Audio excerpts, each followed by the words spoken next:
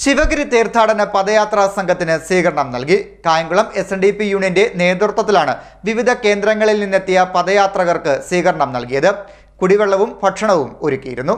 വിവിധ യൂണിയനുകളിൽ നിന്നും എത്തിച്ചേർന്ന 91ാമത് ശിവഗിരി തീർത്ഥാടന പദയാത്രയ്ക്ക് കായംകുളം SNDP യൂണിയന്റെ നേതൃത്വത്തിൽ സ്വീകരണവും ഭക്ഷണ വിതരണവും നടത്തി.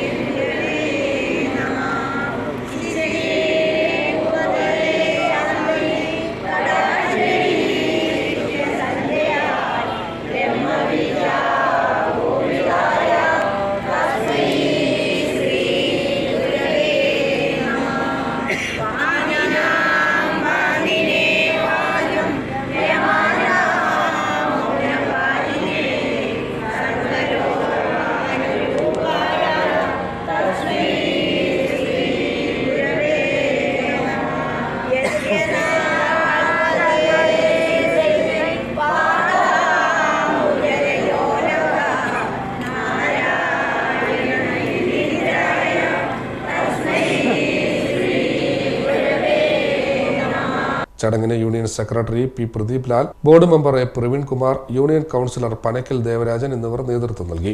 CDNet news, Kayamkulam.